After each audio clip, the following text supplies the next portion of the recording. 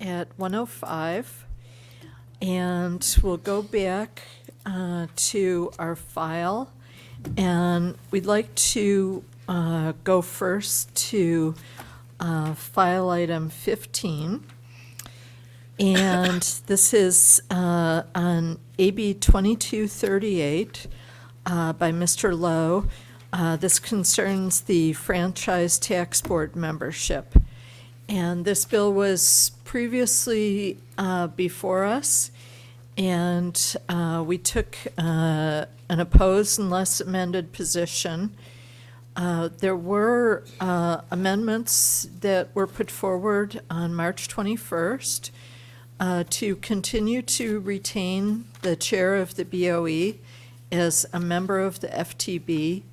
And so the current status of things is that the FTB would include its membership of the controller and a representative of the Department of Finance, the chair of the BoE, and would add the state treasurer. And I would note that this legislation is sponsored by State Treasurer Fiona Ma. In Revenue and Taxation Committee, there was discussion about who would be the fifth member. And we had included in our opposition letter coming from the board that we did not feel that it was appropriate to have a representative of CDTFA as the fifth member of the board. And so the Revenue and Taxation Committee heard that loud and clear and asked us for a commitment to, and asked the author for a commitment to work with us on determining who the fifth member of the board would be. And so we were mostly focused, pursuant to our discussion on the BoE, of concentrating that on an elected official holding that position. So perhaps the lieutenant governor, perhaps someone else. But the author did commit to work with us and to involve us in that process. And so what I'd like to suggest today is that after we have questions and discussion, that we entertain a motion to remove our opposition and to continue to work with Mr. Evan Lowe as the author. And so, members, are there any questions or discussion about the current status of the bill or the discussions that went on in Revenue and Taxation Committee? Mr. Vasquez and I were both there at the committee, so we were able to see what the committee chair's thinking was and to be a part of those discussions. And we received a commitment to continue to be a part of those discussions going forward. Mr. Emron, did you have a comment? Thank you, Madam Chair. I just want to thank this entire board for really partaking in this process. I think the controller and I's first and most important concern was keeping a Board of Equalization representative on the Franchise Tax Board. It's the second largest tax department in the country behind the IRS, and the work is important. And the chair actually joined us for our meeting in late March too, and I thought it's so productive to have a member of the board there who speaks on behalf of the entire organization too. My one question is, when you say removing opposition, the opposition letter as in the Board of Equalization chair, which is kept on now, or are you talking about removing opposition as in the fifth member with the CDTFA? I think, and Mr. Vasquez can also chime in, that given that there was a commitment to continue to work with the BoE on the issue of the fifth member, and given that they did take the very significant step of backing away from removing elected representation in terms of BoE participation, that it would be a goodwill gesture to remove our opposition, not to take a position in support or support if amended, but simply to remove our opposition while we continue to work with the author. Understood. Thank you. Mr. Schaefer? I'm concerned about the growth of the bureaucracy. I think the legislature ought to decide that they made a misjudgment in decimating the BoE, and it would be much cheaper and more efficient to restore to the BoE its previous powers instead of reduplicating them with other officials who are not us. I think we have enough officials in California, and I'd like to build on the strengths we have, and I consider that we are part of that strength. Thank you. Thank you. Mr. Vasquez? Madam Chair, I would just suggest that, depending on what your comfort level is on this, that we at least go on record opposing it if they don't make those changes, right? Because we still don't have a guarantee that they're going to put, or who they're going to put on it, right? And at least give you that flexibility as the chair to, in case, something happens between now and our next meeting. That's the only thing I kind of worry about, because if, let's say they do reach out to you, because that was the directive of the committee, and for whatever reasons you're not happy with who they're suggesting. Mm-hmm. That's all. I'd hate Thank to you. handcuff you, that's all. Thank you. Well, I think that it would be an important goodwill gesture, and the committee chair really expressed an openness to consider lieutenant governor or other elected positions, so she heard that very clearly. And I think also if authors don't negotiate with someone who removes opposition, they really do risk the bill being pulled back or damage being done during the appropriations process, which this year is going to be a very rigorous and even brutal process. And so I think that if we take that important step of saying we're removing opposition while we continue to work with Mr. Lowe, we'll be good players in the system. So seeing no further comments or questions, I'd like to entertain a motion to remove our opposition at this time and to continue to work with the author. So moved then. Mr. Vasquez moves, and Mr. Schaefer seconds it. And so we have a motion from Mr. Vasquez with Mr. Schaefer seconding that to remove our opposition and continue to work with the author. And we do not have written comments that have come to us, nor anyone else in the auditorium who has submitted a speaker card. So we'll go ahead and go to our AT&T moderator. Moderator, is there anyone on the line who would like to make a public comment regarding item 15? If you would like to provide public comment related to item 15, please press 1, then 0.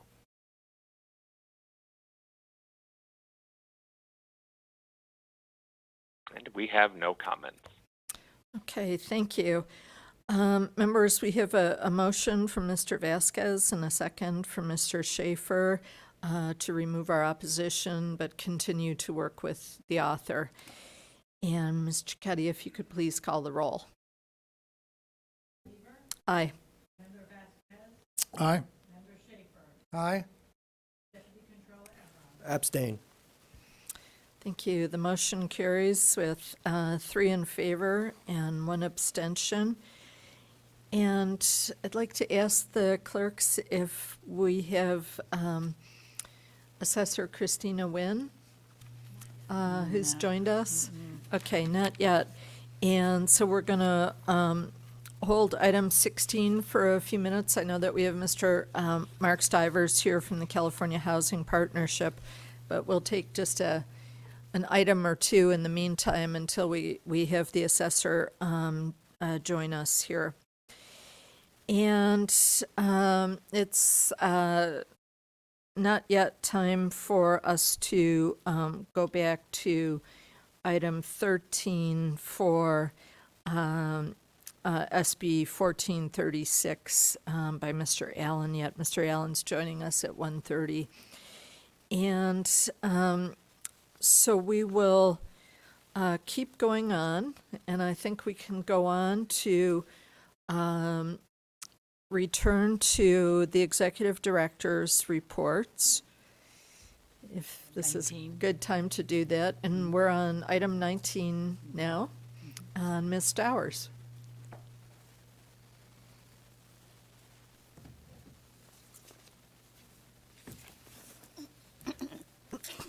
Good afternoon. Yvette Stowers, Executive Director. My report today will be brief, as this month the focus is on the various quarterly reports that will be presented by my executive team as part of today's agenda.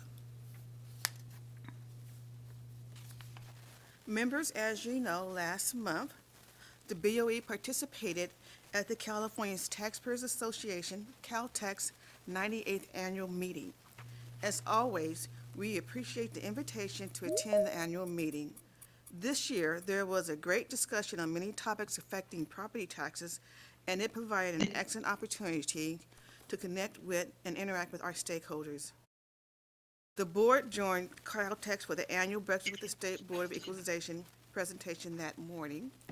Later that afternoon, I, as Executive Director, joined the leadership of the Franchise Tax Board, California Department of Tax and Fee, and Office of Tax Appeal on a panel discussion titled An Update on California Tax Administration and Appeals. Again, we would like to thank Caltex for including the BoE in this annual event. That concludes my report. The team will follow me. Oh, and okay, I guess we will go to the next item. Thank you so much. And we're going to be taking the public comment on that item after item 28. And it looks like we possibly have Ms. Nguyen. Ms. Nguyen, who's here. So we'll go ahead and take up item 16 concerning AB 2353 by Mr. Ward. And this concerns property tax payments and the welfare exemption. We have with us Mr. Mark Stivers, who is Director of Advocacy for the California Housing Partnership, and he'll be our first witness. Thank you so much.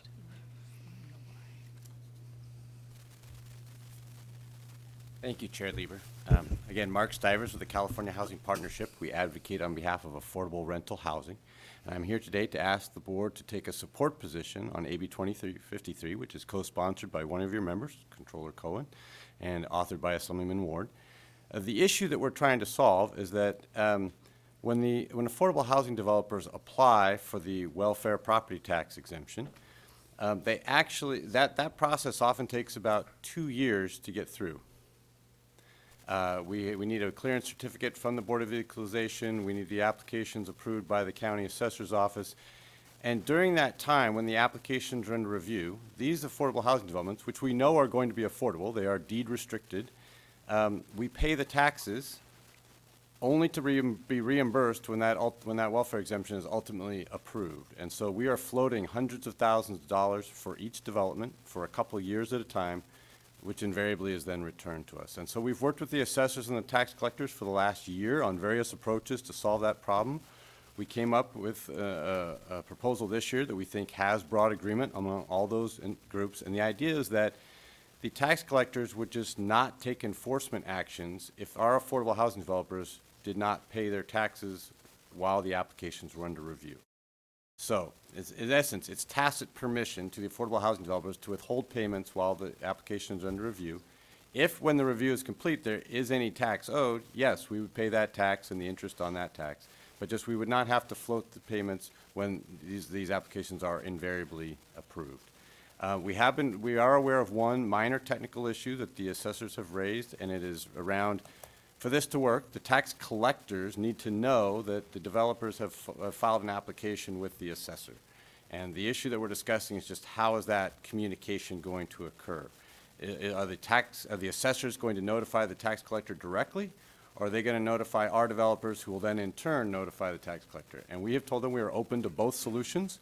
And it is my understanding that the tax collectors and assessors will be meeting tomorrow to get on the same page on that. I'm sure Ms. Nguyen will have more to share on that item. But as far as we're concerned, we think we have an easy solution to that, the one issue that we're aware has been raised. Okay, thank you. Are there questions for Mr. Stivers? Mr. Emron? No questions, Madam Chair, but I just want to thank you, Mr. Stivers. As you mentioned, the Controller is a proud co-sponsor of this bill. I know we've been working with you since last year and this year too on solving such a macro issue. And looking forward to continuing our support and partnership. Thank you. Thank you. Anyone else? Okay. Seeing no questions, Mr. Stivers, if you can stay up here with Yep. us. And we'll go now to Assessor Christina Nguyen, who is President of the California Assessors Association. Good afternoon. Can everybody hear me okay? Yes. Great. Thank you, Chair Lieber and honorable board members. I am Christina Nguyen. I'm the current president of the California Assessors Association. I'm also the assessor of Sacramento County. Currently, the CAA's position on AB 2353 is oppose unless amended. But CAA continues to engage in discussions with the author, the sponsors, and the County Treasurer Tax Collectors Association. The CAA has significant concerns with the current bill language, but all parties have been focused on finding language that supports affordable housing, avoids unnecessary administrative complexities, and is consistent with California's property tax laws. The CAA has a meeting scheduled for later this week with the Treasurer Tax Collectors Group. So a solution is still in the works. We're just not there yet, but everyone is committed and involved. Okay, thank you. Are there any questions for Ms. Nguyen? Mr. Vasquez? It sounds like they're getting close to a resolution, so I'm wondering if it makes sense for us to kind of hold over on a position until, give them the opportunity to work it out. It looks like they're almost there, from what I'm hearing. And a question that I would have, do the two solutions that have been brought forward by the author and by the California Housing Partnership, are those the kinds of amendments that you're looking for? Well, I don't want to disrupt this process that we're in right now, so I'd rather not comment on that question.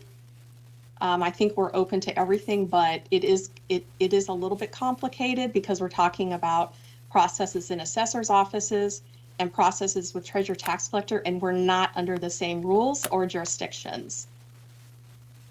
Okay, thank you. Other questions or comments? Okay, I'm not seeing any. We can check. Mr. Stivers is asking for a support position on this. Is there anyone who would like to make a motion of support for AB 2353? So moved. Okay. There's a motion by Mr. Emron. I second. Second from Mr. Schaefer. And we do not have written comments or any comment cards from individuals who are in the auditorium with us today. So we'll go ahead and go to our AT&T moderator. And moderator, could you tell us if there's anyone who is waiting to offer comments on item 16? If you would like to provide public comment related to item 16, please press 1, then 0 at this time.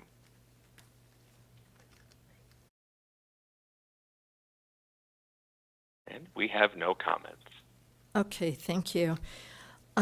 Members, we have a motion to support the bill from Mr. Emron and a second from Mr. Schaefer. Are there any other comments or questions, Mr. Vasquez. Just a quick question. So this, if the motion goes forward, it would basically grant the developer some relief, it sounds like, on the interest. Is that it? Relief on floating the tax payments while the application is under review. We are ultimately exempt, but we are paying them and floating those tax payments for a couple of years while the application is under review. That's While the you're relief waiting. we will receive, right? So if I might make a few comments, I really take to heart the comments raised by Christina Nguyen, and always want to take into account the assessor's practices and their capability of being able to carry out something, and the tax collectors as well. But I do feel that these are projects that will ultimately be granted a welfare exemption. And for my district, affordable housing is such an overwhelming need that it is necessary for me to agree with any reasonable tool, which I feel that this one is. I do want to commit to continuing to watch the process and be apprised by Mr. Stivers and Ms. Nguyen about what is going on. And we can bring the bill back if we're not satisfied with the progress that has been made. But for me at this juncture and in the district that I represent, it is such a heartbreaking need, and we need to take the proactive steps that we can. And I had a chance to share with Mr. Stivers briefly that I have had a family with an autistic 4-year-old in a motel in my district for the past 3 months. And I simply cannot put them back out into an encampment with a young child who picks up everything off the ground and puts it in his mouth. And having a place to stay with a door that locks is absolutely essential for people. And so I take very seriously the comments raised by Ms. Nguyen, but for me, I want to be in support of this as we move forward, and I'll continue to watch the process very, very closely. So if there are not further comments or questions, we can go ahead. We have a motion from Mr. Emron, seconded by Mr. Schaefer, to support, adopt a position of support on AB 2353 by Mr. Ward, and if the clerk would call the roll. Chair Lieber, Aye. Member Vasquez, Aye. Member Schaefer, All right? Deputy Controller Emron. Aye. Thank you. Okay. I am confident we will resolve the concerns, and I will report back to you all the progress. Thank you very much, Mr. Stivers, and thank you, Ms. Nguyen, for your help with this as well. I really appreciate course. it. Thank you. Thank you. Have a good afternoon. Thank you. And we will go now. We have Senator Ben Allen here, who's joined us for item 13, SB 1436, and this is the California Tax Policy Oversight Board. Senator Allen. Well, thank you, Madam Chair, and do appreciate your flexibility. We're all running around today. I'm going to go straight to a judiciary hearing right after this, but wanted to just take a few moments out of our day together to just ask for your support for SB 1436, which is a modest but hopefully meaningful attempt to address basic questions of responsiveness and accountability from our tax infrastructure. As you all know, of course, the massive changes were made to the way we govern tax policy, and a lot of power was taken away from this board so as to create the infrastructure of the CDTFA and OTA. And yet, while there were many benefits associated with those changes, we also want to make sure that that some of the same kinds of issues of some of the value of responsiveness and oversight provided by an elected board such as yours that were taken away under the reforms are mitigated or rectified a bit through this legislation. So I think everyone sees, most people at least see the Franchise Tax Board as reliable, responsive to tax questions raised by taxpayers, partly because it involves elected officials who are responsible to their constituents. And unfortunately, CDTFA, OTA, they don't have quite the same level of transparency and accountability. And we certainly have heard some concerns from assessors and others about responsiveness to inquiries from taxpayers and tax officials at the local level. So this board seeks to create tax policy oversight. This bill seeks to create a California tax policy oversight board, which would be made up of, right now we're working on some details. I was just speaking with Board Member Vasquez about this yesterday. But looking at the state controller, director of finance, chair of the BoE, potentially an appointment from the Senate Pro Tem and the Speaker, though we're working on that right now. But the idea is that this new board would have the responsibility to host public meetings to promote consistency in tax policy and provide fora for the tax agencies to work collaboratively on issues brought by taxpayers and provide recommendations to improve tax administration policies and procedures. So it's a bit of a work in progress. We got the bill out of committee just last week, and now it's going to government. It got out of Tax and Revenue and Finance Committee. Now it's going over to the Governmental Organization Committee. So there's a lot of folks that are making changes to the bill. But for us, it's an opportunity to at least in a very modest way, re-inject some of the responsiveness over the tax bureaucracy that was created in wake of the reforms that stripped this board of much of that work. And it's with that spirit that I respectfully ask for your support for SB 1436. Thank you so much. Mr. Vasquez, did you want to add some comments as well as Please. Bringing this forward? Yes. First of all, I just want to thank the senator for being really real supportive and moving this thing forward. And we were actually somewhat surprised that it was unanimous by that committee. And matter of fact, there was comments by some of the members saying that they were definitely open to creating more authority for the BoE as we move forward on this particular issue. So, and I shared that with the senator, and he's looking at some possible amendments moving forward that I think, one, it's going to probably add a little bit more teeth to this, and it looks like it's going to be very favorable for this new body, really the Franchise Tax Board, which we be a part of. So I'm definitely supportive.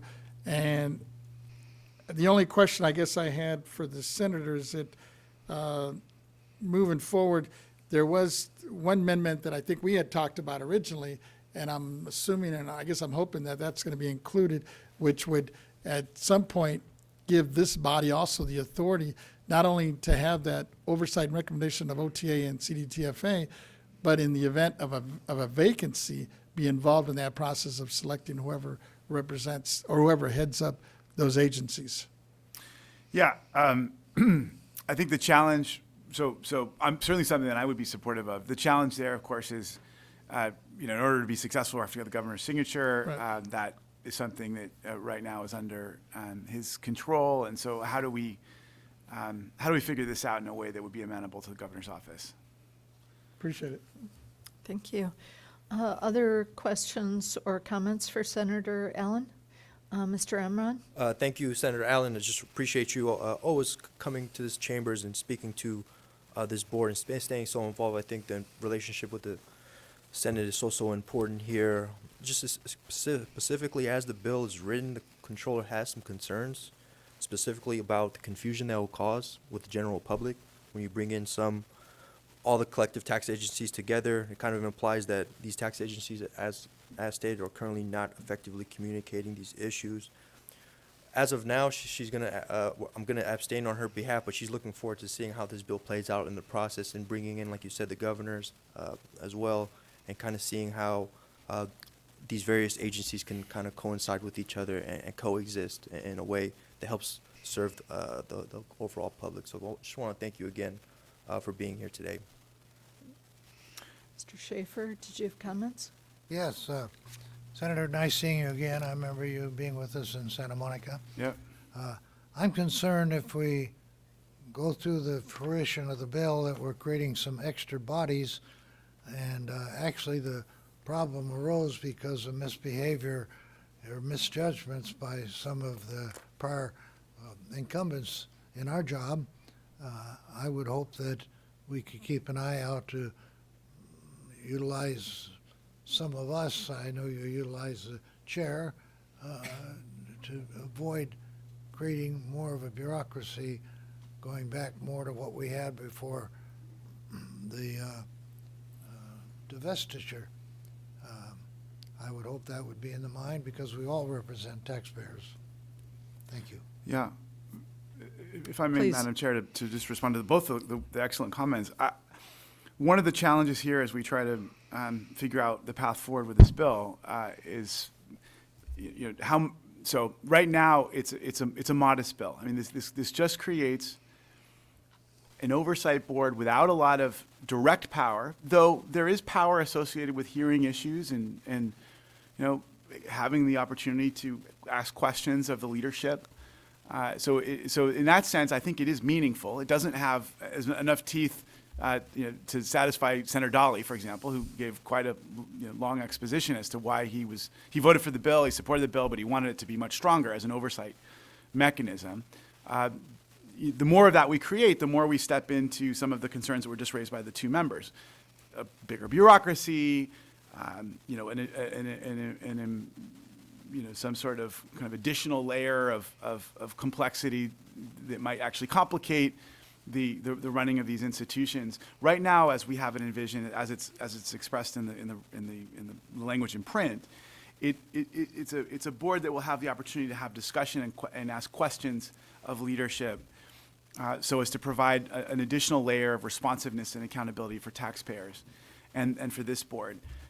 But one of the difficult questions I think for the bill moving forward is how much further do we go in terms of giving it more teeth? And if the more we do, the more we're going to run into challenges potentially with the governor, and also challenges along the lines that were raised by our two members here. So I certainly welcome kind of additional feedback and thoughts from everybody as we try to figure out how to navigate this moving forward. Right now, it's a modest role. There's a part of me that thinks that's probably that might be the best path, though I know there are other, the folks that want us to be more ambitious. But I'm just being really candid about the trade-offs that we're struggling with right now. Mm-hmm. Okay. I think if everybody's a little bit dissatisfied, it means that you're winning in the Capitol. So if there are no further questions or discussion, is there a motion to support SB 1436? So moved. Moved by Mr. Vasquez. Is there a second? Second. Seconded by Mr. Schaefer to support the bill. And we do not have any written comments, nor anyone in the auditorium who has submitted a comment card. And so let's go to our AT&T moderator. Moderator, if you would please let us know if there's anyone on the line who would like to make a public comment regarding item 13. If you would like to provide public comment related to item 13, please press 1 then 0.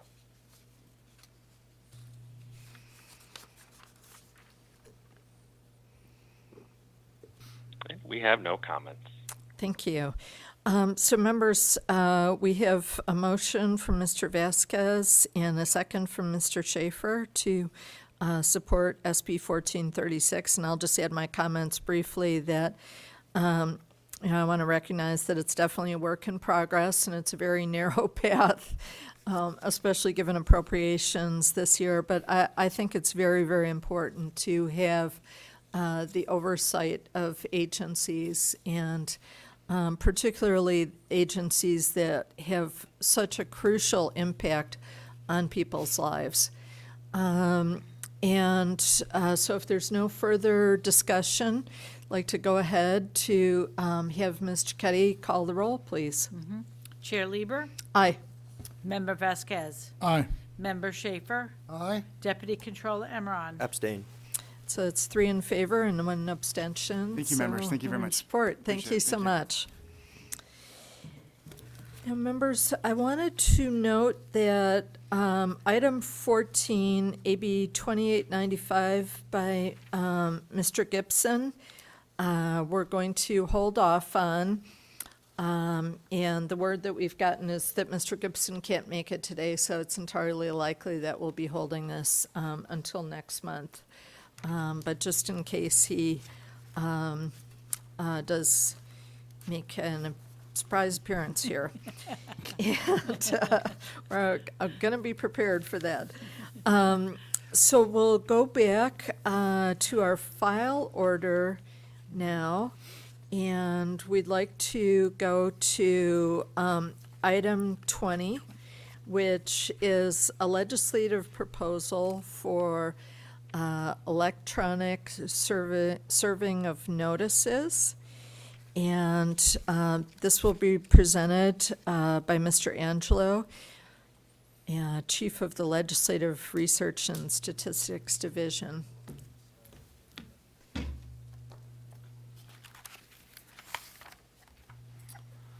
Thank you. Good afternoon, Chair Lieber and members. Ted Angelo, Chief of the Legislative Research and Statistics Division. We're going to go over 3 items today that I'm asking for your review and approval.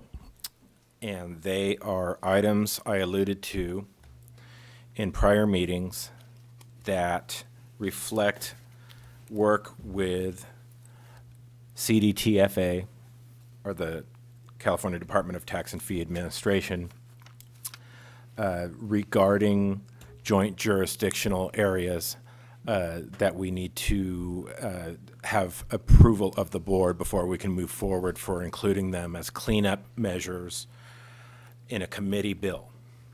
So the first item is item number 20, and as you stated, review and consideration of a proposal that would amend several Revenue Code tax code sections.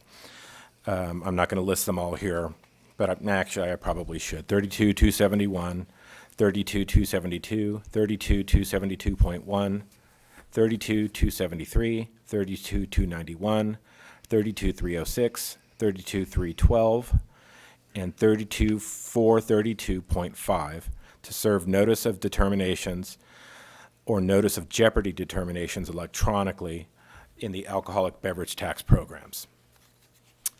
Item 20. So currently, and this is proposal number 1, even though it's item number 20, this proposal would ultimately go in a committee bill, either our current bill 1527 on the Senate side or the CDTFA and other tax entity committee bills, which I don't have the number in front of me right now, but it would be proposed to put in one of those 2 bills. This particular item, item 20, would, right now, taxpayers who fail to file timely petition for redetermination sometimes claim that either the NOD or the NOJT that I referenced before, notice of determination or jeopardy determination, was lost in transit during the mailing process. This would update the statutes to allow for electronic transmission, and all the references to the code sections I noted would change mailed in those code sections to served, and makes technical adhering changes to the overall code section. So that, in essence, is where I'll stop my summary. Otherwise, it would get extremely boring. Thank you so much. I leave that forward. I leave that for your consideration and ask for your support. Thank you. And we have each of these items, 20, 21, and 22, that are legislative proposals on as action items. And so what Mr. Angelo is requesting is approval of the proposal. So members, are there any questions for Mr. Angelo regarding this item, item 20? Mr. Schaefer. Yes, Mr. Angelo, how many taxpayers do we have under the alcoholic beverage programs? Millions? Actually, I could bring up the expert on our insurance and alcohol tax programs.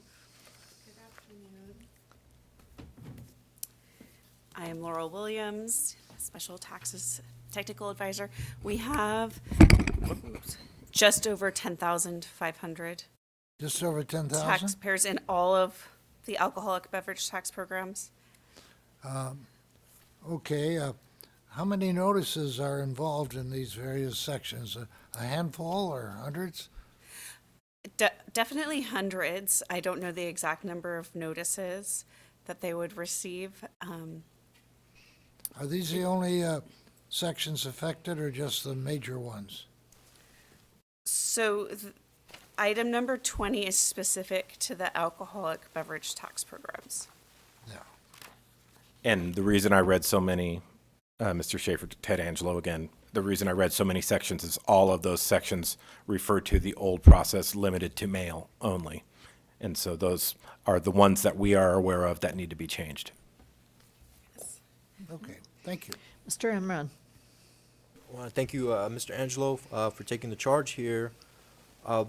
So a lot of taxpayers, they use the post office as a way of getting like a receipt in a way. Can you explain to me how the electronic version of that would work? There is, according to my discussions with CDTFA, there is a confidential portal that is used to verify whether the receipt is safe and received, like a validation type of procedure. So they can't just randomly send it to an email that they think is the correct email. It has to be verified in advance. And then the receipt, they have a process to verify that it's received in accordance with the requirements of e-transmission. May I Sure. step in? So currently, this program is all alcoholic beverage taxpayers are required to file their tax returns electronically. So they already have an account, similar to how you would have your online bank account, where there's a username and password, and a lot of their filing happens through there. This proposal would allow, if they either ask to receive these notice of determinations electronically, say it was mailed to them and they couldn't find it and needed it to be emailed to them, or if we had tried to mail them something and it came back in as undeliverable, then it would authorize us to say, we have a portal available, we can push this through the portal. Those would be the two instances impacted by this item. I appreciate that, Ms. Williams, and just as we go along this process, I know we're moving into an electronic world, but cybersecurity is just as important. It's important to have those multi-factor authentications, have those firewalls, and making sure that taxpayer information is being protected to the highest level. So thank you for those explanations. Thank you. Mr. Vasquez. Thank you, Madam Chair. How long has this special tax program under the CDTFA been authorized to send these nods and notices of jeopardy determinations via email?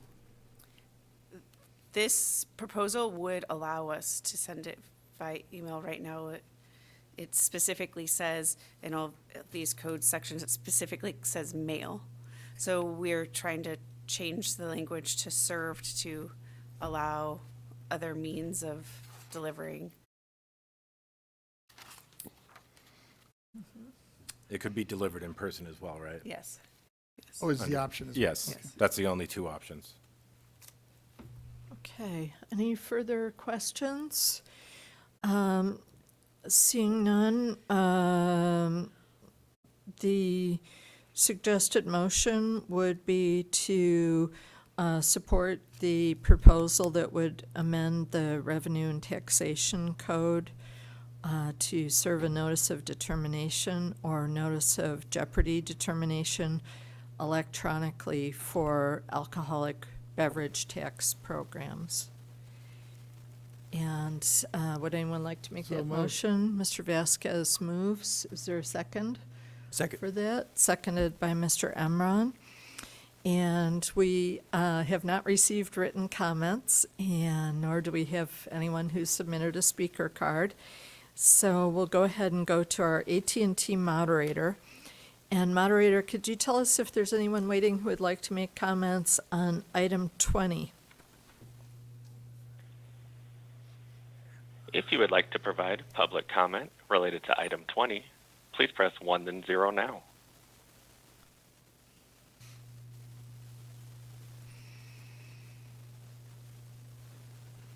And we have no comments.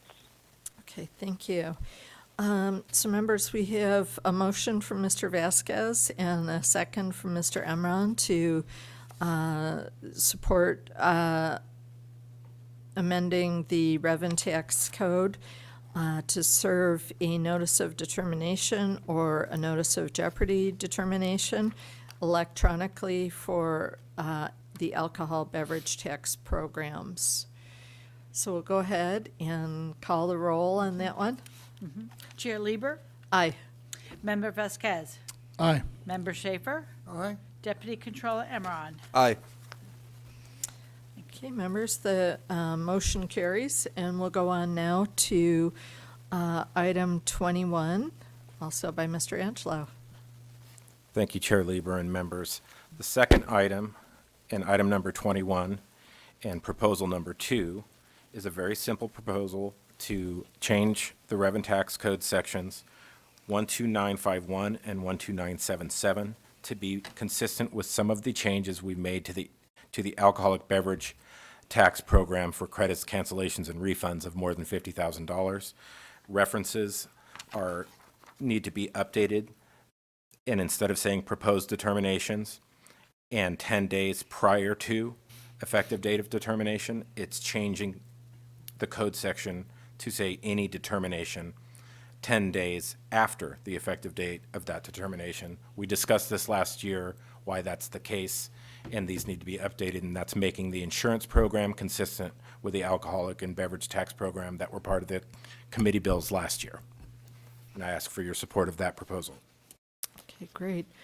Are there questions Yes. or comments? Mr. Schaefer? Yes. Mr. Angelo, how did we arrive at a $50,000 threshold? I think that might be a Dave Young question. I don't know that answer. And I don't have the statutory reference in my background material in front of me as to when it was put in place. So it's something This is something that we might address periodically, depending on inflation then? And I think we have other staff input. I would, if you don't mind me jumping in, I believe that 50,000 is the mark for board approval. I can have somebody, we can get back to you guys later with the history of how Okay. that came up. Sure, thank you. Excellent. Okay, other questions? Seeing none, we would be looking for a motion to support amendment of the rev and tax code with respect to the 10-day public disclosure requirement for credits, cancellations, and refunds of more than $50,000. Would anyone like to make so that move. motion? Mr. Schaefer moves. Second. Mr. Emron seconds. And we don't have any written comments, nor do we have anyone who has turned in a comment card. And so we'll go ahead and ask our AT&T moderator if there's input on item 21. If you would like to provide public comment related to item 21, please press 1 then 0 at this time.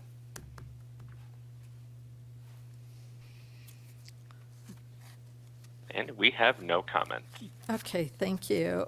So we'll bring it back, members, and we have a motion from Mr. Schaefer and a second from Mr. Emron to support an amendment to the Revenue and Taxation Code with respect to the 10-day public disclosure requirements for credits, cancellations, and refunds of more than $50,000. And we'll go ahead and call the roll. Chair Lieber, Aye. Member Vasquez, Aye. Member Schaefer, Aye? Deputy Controller Emron. Aye. Okay, motion passes And we'll go on now to item 22. Mr. Angelo. Okay, this is the last item, item number 3, and item number 22, proposal number 3. This one is similar and almost verbatim to a proposal that came before you last year. That was part of the committee bill process, was approved by you for the committee bill last year in a substantially similar form, but was taken out of that committee bill because of concerns from the minority consultant about schedules being included with, without review.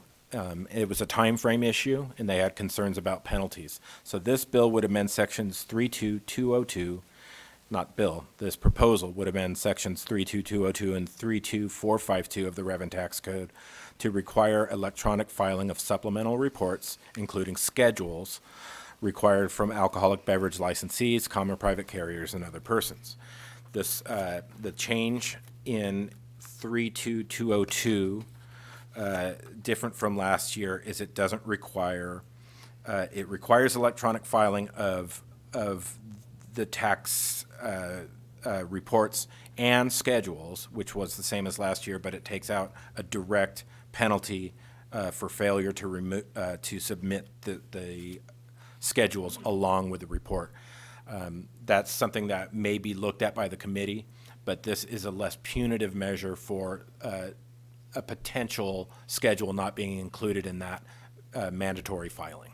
So we bring it forward for your approval as a substantially similar request from last year.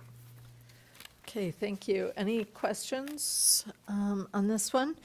Okay, if not, we would like to have a motion that we support amendment of the Revenue Tax Code to require electronic filing of supplemental reports, including schedules required from alcoholic beverage licensees, common and private carriers, and other persons. Is there anyone who'd like to? So moved. Mr. Vasquez moves, Second. seconded by Mr. Emron. And we do not have written comments or anyone in the auditorium who has signaled that they would like to make a public comment on this item.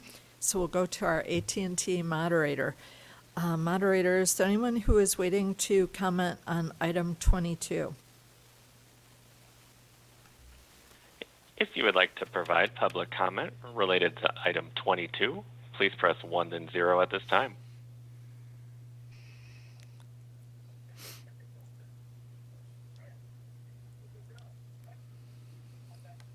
And we have no comments. Thank you. So we'll bring it back, and we've got a motion from Mr. Vasquez and a second from Mr. Emron that we support amendment of the Revenue Tax Code to require electronic filing of supplemental reports, including schedules required from alcoholic beverage licensees, common and private carriers, and other persons. And we'll go ahead and have Ms. Cicchetti call the roll. Chair Lieber, Aye. Member Vasquez, Aye. Member Schaefer, Aye? Deputy Controller Emron. Aye. Okay, motion carries. I never got bills out of committee this easily in my past life, so I know, I'm just dying to say the bill is out, but thank you, members. thank you. So before we go to item 23 by Ms. Renati, do we need a break time for staff now, 10-minute break I think so. for Yeah, captioning? let's do a quick 10. Others? Okay. We're going to take a 10-minute break, and we'll reconvene at 2:10.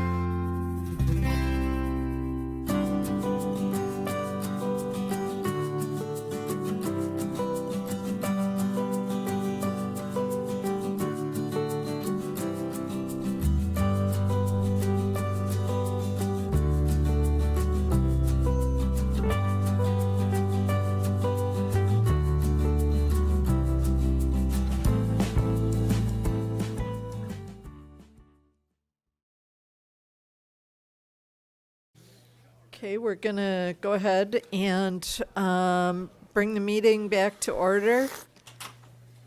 And we'll get ready to go on to item 23. And we're calling the meeting back to order at 2:11. So we're staying on track. And we have Ms. Renati to present on item 23, the operational priorities report and quarterly budget report. Thank you. Good afternoon, Chair Lieber and honorable members. I am Lisa Renati, the Chief Deputy Director of the Board of Equalization. Today I'll report on some of the agency's operational priorities. The first item is our strategic efforts on BOE's workforce planning. We continue to fill our vacant positions, and since our last meeting, we have filled 3 vacant positions with employees new to the BOE. The majority of our remaining vacancies are in active recruitment, and we continue to make meaningful progress in our goal to accomplish more efficient and timely recruitment processes to reduce our vacancies. The management team also continues to perform multiple activities to develop our workforce and implement succession planning. Last month, I mentioned that we were planning an in-person training for our new supervisors, or all our supervisors, our first-line supervisors. I'm happy to report that our first-class performance development was a success, and we are working with HR to come up with some new classes, to additional training for our supervisors to ensure that they have the tools, training, and the mentoring needed to perform in their positions well. The next item is our quarterly budget report. The BOE's budget, as you know, is funded by the general fund. And our current working appropriation for the agency includes 193.6 positions for the support and operation of our tax programs. The majority of our budget is for personal services, that is employee salaries and benefits.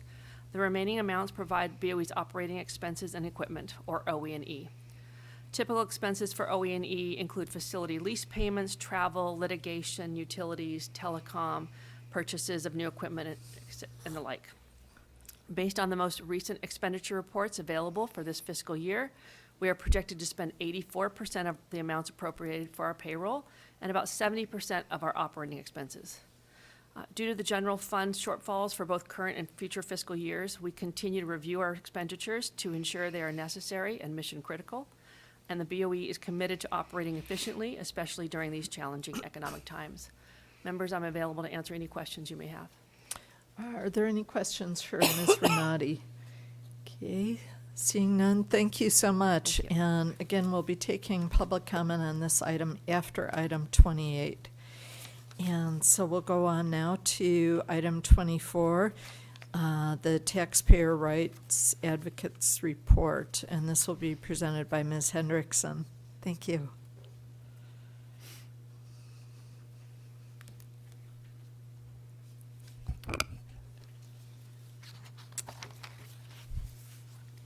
Good afternoon, Chair Lieber and honorable board members. My name is Amy Hendrickson, Associate Property Appraiser, and I am speaking on behalf of the Taxpayers' Rights Advocate Office. Today, I will provide a brief update of the activities of the Taxpayers' Rights Advocate Office. I am pleased to provide you with some of the statistics on the number of taxpayer cases completed in March by the Taxpayer Rights Advocate Office. We've completed 36 cases. 13 were in Vice Chair Gaines District, District 1. 13 were in Chair Lieber's District, District 2. 3 were in Board Member Vasquez District, District 3. And 7 were in Board Member Schaefer's District, District 4. 5 were from the administrative category and 31 were from the valuation category. The memo attached to the public agenda notice provides additional details on the topics within those categories.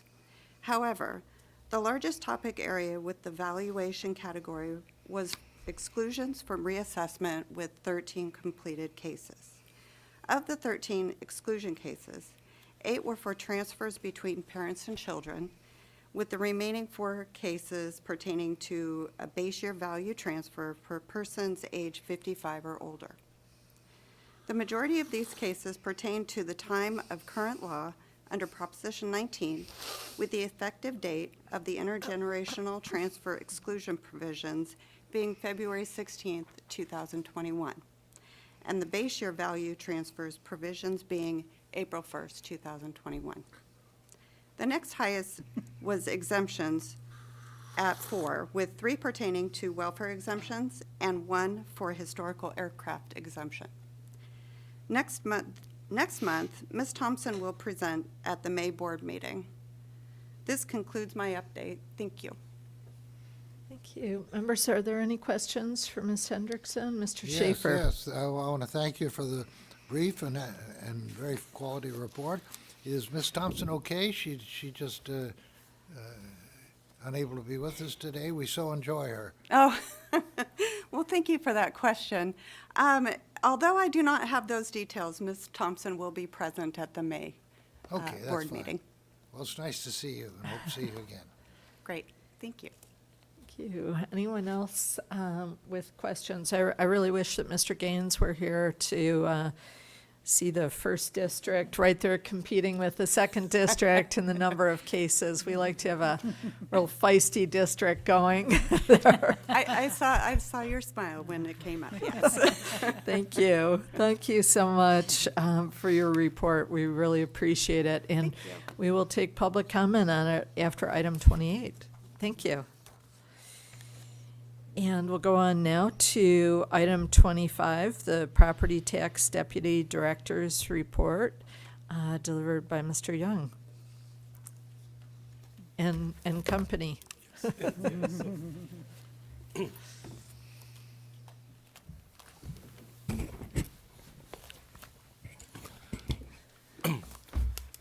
Good afternoon. Are you ready for public comment on the phones?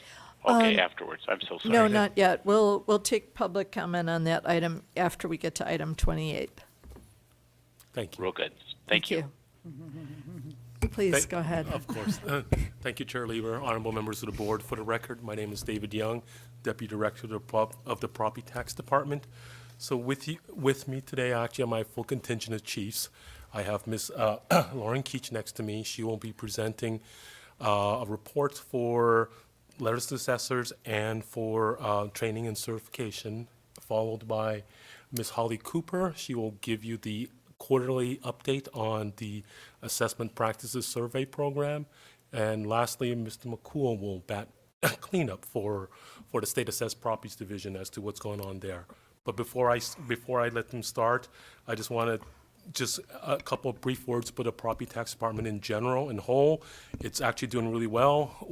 Ms. Renati already mentioned, we are in full recruitment mode right now. As you well know, we've recently filled our chief's position, and with that comes several positions that will probably need to be followed and backfilled. So we're in the final stages of filling the next level, which is the principals, and we should bring you some update next month on that.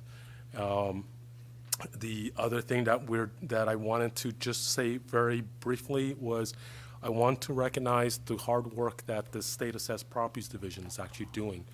This valuation season has been particularly challenging. We're relatively short-staffed in that department, so everyone's basically had to pull together and basically all hands on deck in order to get things ready. So the May 29th meeting day, thank you for keeping that date. That would have been a real challenge had we moved it forward. So that's really good. And lastly, I also want to basically give a little bit of a shout out to CTFA. Both our central assessment functions for state assessment and for the private railroad car program, much of it is in conjunction with CTFA. They handle much of our technical and our system, our computer systems that basically is embedded in their functions. So we had a couple of hiccups. They've been tremendously receptive, and we're very far down the road, and we're able to solve our problems. So I just wanted to say thank you to our partners in general. And with that, if you don't have any other questions, I will turn it over to Ms. Keach for the next two reports. Please. Thank you. Good afternoon, Chair Lieber and honorable board members. I am Lauren Keach, Chief of the County Assessed Properties Division.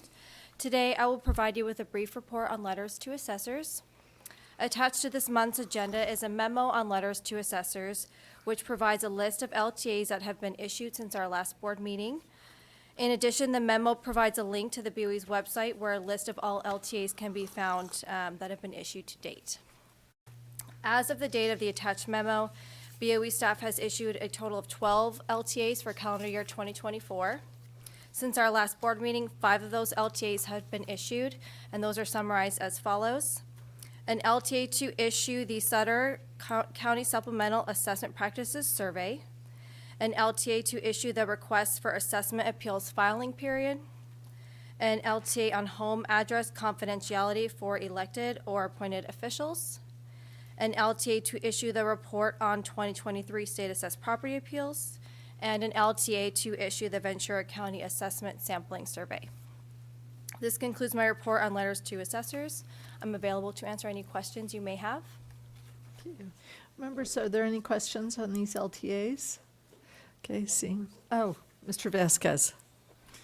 Thank you for your report. On the LTAs, I guess it's number 2024/09, advises the clerks of the local boards to send out the dates for the assessment appeals filing period for their counties no later than April 19, 2024.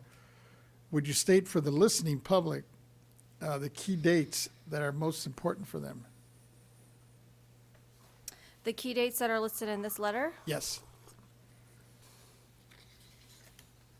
It says that, please note, since September 15th, 2024 falls on a Sunday and November 30th, 2024 falls on a Saturday, these deadlines will roll to the next business day, Monday, September 16th, and Monday, December 2nd. Does that answer your question? Yes, because I figured it'd be on the weekend. I'm sure people might be a little confused by it, but just for the listening public, I thought it'd be good to get it out. Thank Okay, you. yes, thank you for your question.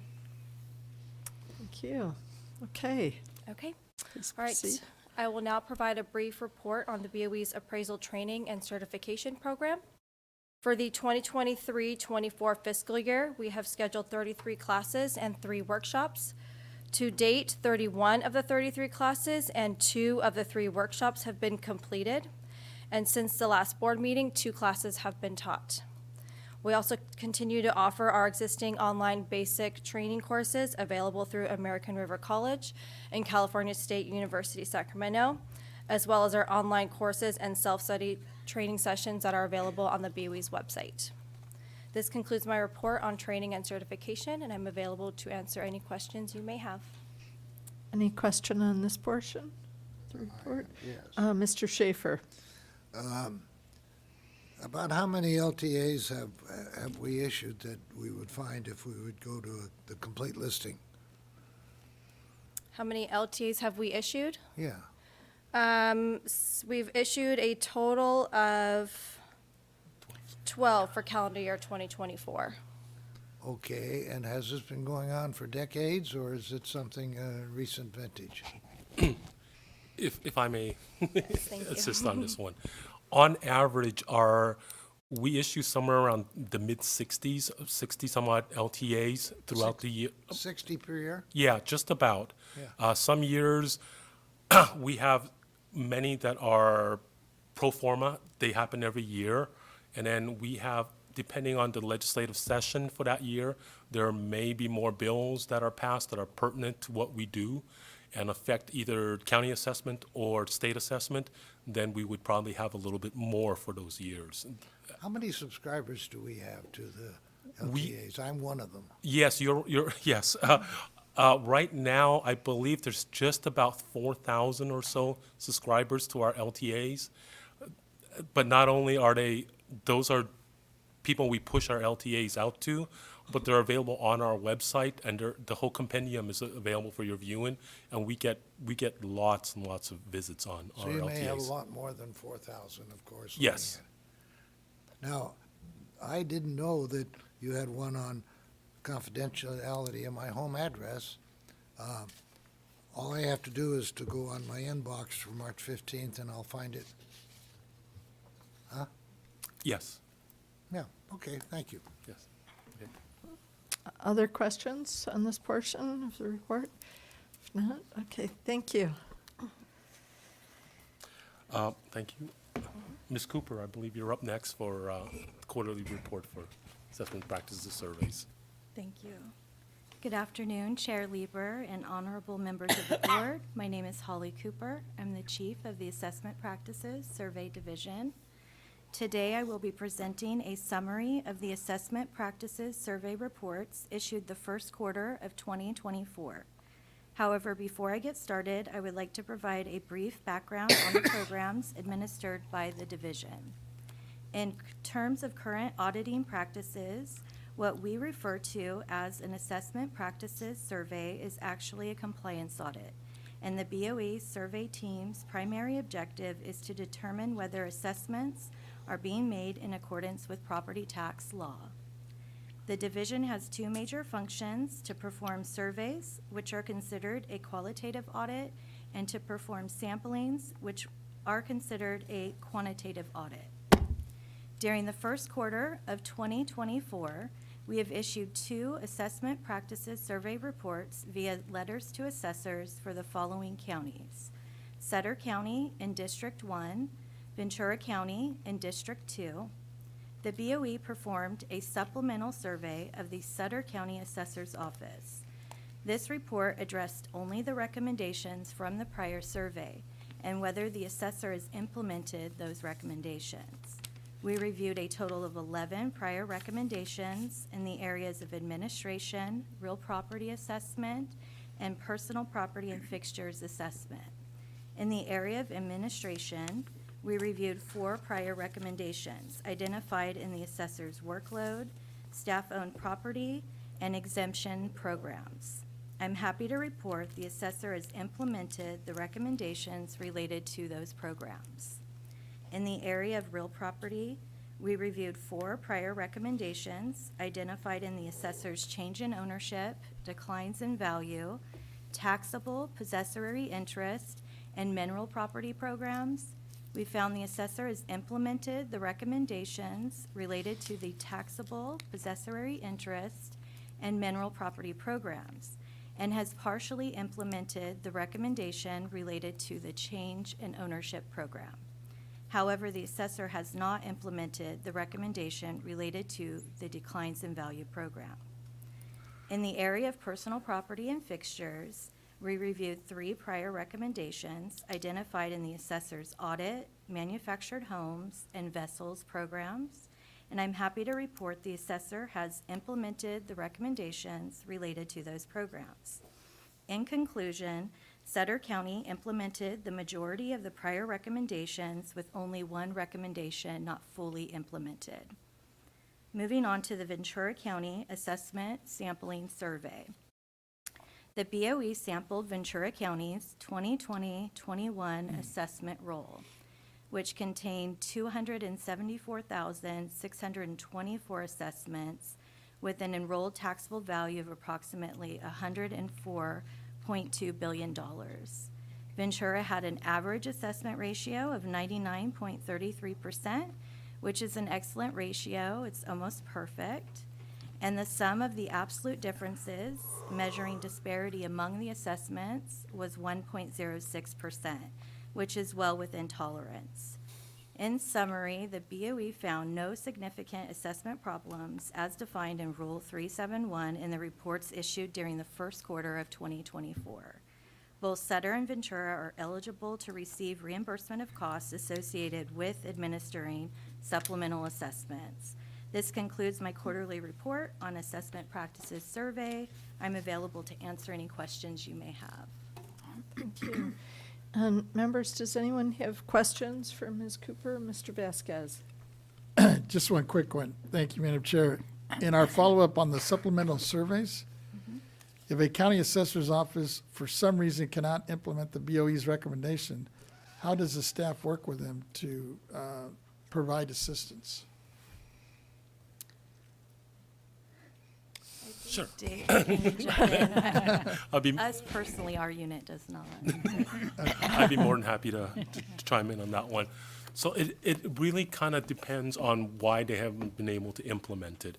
If it's a technological issue, their program doesn't have them not be able to do that function, then there's very little that we could do. But if it's a knowledge gap or a methodology thing, then we will work with them to get a better understanding of whether it's a restrict evaluation under Williamson or any type of evaluation issue. And then sometimes, not often, but sometimes it's a philosophical issue. They don't think they're wrong, and we think they are. And we're at a little bit of a stalemate there. So that's the full gamut of our options. The two ends are rarities. Usually it's a knowledge thing, and we will work with them, give them whatever technical support we can. And just one last one, kind of going back to your report earlier, you mentioned the classes that are going on, and I know now with since COVID, we've been doing more virtual, Yes. online, Yes. and I'm wondering, is that seem to be a little bit more popular than the in-person? If I may, yes, the growing trend is most assessors have voted with the virtual classes. It's a little easier on their budgets, a little easier on travel. They still have the benefit of their employees there and able to do something maybe on when they're not actually in instruction. We have just gone through basically setting our schedules for the upcoming fiscal year for classes that we're teaching. Actually, there's going to be more virtual remote classes being offered. In the past, when we've offered, there has been instances where we've offered in-person classes. We've gotten our minimum for us to hold it in person is 12. We need 12 people actually registered, and we've had a couple where we struggled. We've actually flipped them to remote, and we've gotten 35 to 40 and with a waiting list. So they voted.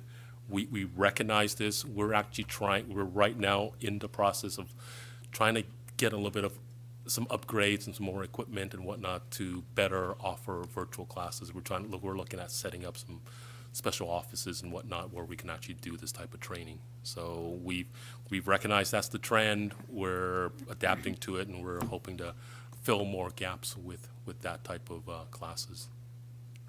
Yeah, that was my guess, and I was just figured Yeah. that. Yeah. Now, but you're saying there is a little bit of an added cost in that, only Well, because of the equipment, or is that just like a one-time expenditure? No, so right now we were in the midst of a transition. We were actually teaching a lot of our classes out of the training room that we had for in-person classes. It's a big training room. The facilities we've made it work. But we realized now that since we're going to offer these classes virtually, a smaller training room where just an instructor and a facilitator can, it's a little bit easier function-wise, and it saves the big training room for other functions. So we're right in the middle. We're right in the very beginning of that transition. It's just a recognition of this is kind of where everyone's kind of heading towards the remote. And how do we get ahead of it and provide the training at a efficient and cost-effective way? Okay. Any other questions? Mr. Imran? Thank you, Mr. Young. Speaking about the training Yes, and the classes being virtual and some being in person, right. my understanding is that towards the end of these programs, there is some type of examination. And does that happen in person, or are we still doing that virtually, or kind of like the security protocol? Yeah. And making sure somebody passes, but they pass in a fair manner. Right. So when we offered the remote classes, they have if they're in person, of course, they're taking it in person. But when we do it remotely, we have a couple of options. They can either come down here and take it with us, or we can send the exams. Usually, we like to send the exam to somebody outside the assessor's office, their HR, the county HR department or whatnot, and they can administer the test, collect it back for us and send it to us, then we correct it. The long-term solution, of course, is to find a way or a platform to do electronically. I know for 100% certainty. They do it with colleges and whatnot, and you can actually go ahead and take the exams that way. It's just a matter of time, resources, and finding the right platform for us to make that transition. So in the long run, we look forward to it being electronic, but we're a couple steps away from that. Understood. Thank you. Okay, thank you. Well, thank you, Ms. Cooper, for hanging in there all day with us. Thank you. Thank you, Ms. Cooper. If you guys are ready, I'll end up with Mr. McCool on Yes, please. SAPD. Good afternoon, Chair Lieber and honorable members of the board. My name is Jack McCool, Chief of the State Assessed Properties Division. Today I will provide information on the status of ongoing work in our division. The annual state assessee property statements were due on March 1st. Many state assessees requested and were granted extensions to the filing deadline. SAPD staff are diligently working on completing the unitary appraisals, and our staff is working at full capacity. We continue to engage with assessee representatives, and we will continue to make ourselves available to discuss issues and meet with assessees as needed. Our real property appraisal team has completed their appraisal work for this lien date. This team of appraisers is responsible for annually determining the market value of all state assessee land parcels. This year, the team conducted physical inspections and determined market values for approximately 8,800 land parcels across the state. Their hard work is an integral part of the annual unitary values that will come before the board at the May board meeting. The real property team has also processed almost 600 statement of land changes forms and are now preparing the year-end communication with the county assessors to ensure the correct assessment jurisdiction for all land transactions involving state assessees. Our tax area services section is close to completing processing work for all jurisdictional boundary changes for this fiscal year, and I will provide an update on their work at next month's meeting. That concludes my report on the status of ongoing work in our division for this month. Thank you, members, and I'm available to answer any questions. Thank you very much. Any questions for Mr. McCool? Okay, seeing none, thank you for your presentation. Thank you. Thank you, Mr. Young. Members, we will go on now to item 26, which is our Communications Chief's Quarterly Report by Mr. Kim. Thank you. Good afternoon, Chair Lieber and honorable members. I'm Peter Kim, BoE's Chief Communications Officer. Today I'll provide a brief overview of some major highlights and accomplishments of the department of the first quarter of 2024. Members, as you know, the BoE website is a critical tool in communicating and providing essential and up-to-date information to stakeholders and the general public. I'll first begin with some updates to the BoE website. In the last quarter, since the Proposition 19 webpage was launched on November 10, 2020, there have been approximately 667,064 unique external page views through March 31st of 2024. This is an additional 61,876 page views since last quarter. The Guidance Issued tab was updated in the last quarter. The letters to assessors related to Proposition 19 were reorganized and grouped by subject. The subjects were Proposition 19 general information, intergenerational transfer exclusion, base year value transfer, and rulemaking. This allows county assessor offices and stakeholders to easily find guidance based on the subject. Next, I'll be providing a brief update on the Translate webpage to offer translation to non- or limited English-speaking individuals that have been available since June 10th of 2022. The webpage offers 7 language options, and there have been approximately 6,022 unique external page views since the end of the first quarter. This is an additional 898 page views since the last quarter. Members, next I'll provide a brief review of BoE's social media activities. The BoE continues to utilize social media to expand our communications and stakeholder relations. Last quarter, social media posts included state holidays, which are BoE office closures, upcoming board meetings, recent BoE publications,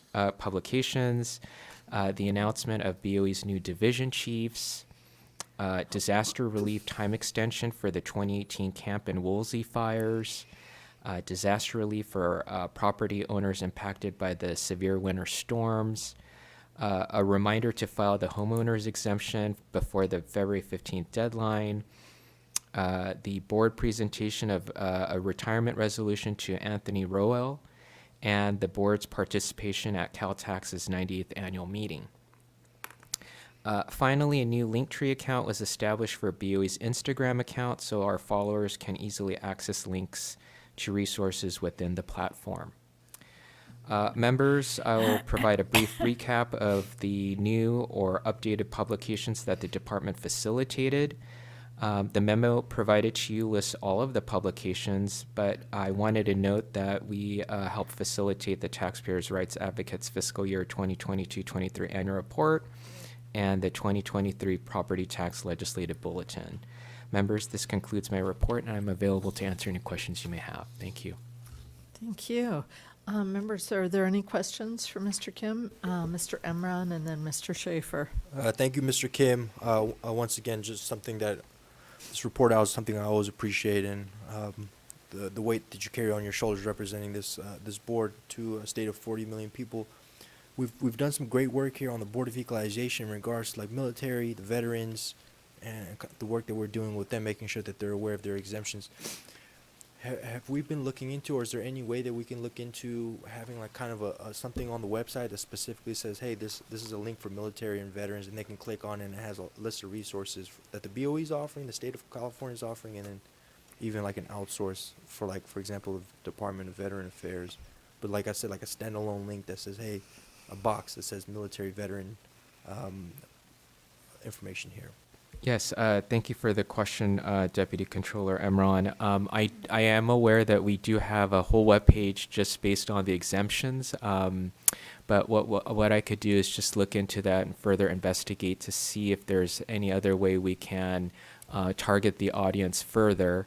I know that, like you said, the exemptions, there's for veterans, there's for homeowners, there's a whole slew of exemptions from my understanding, but I could definitely work with the team to see what other possible ways we can make it so that it's easier for the audience.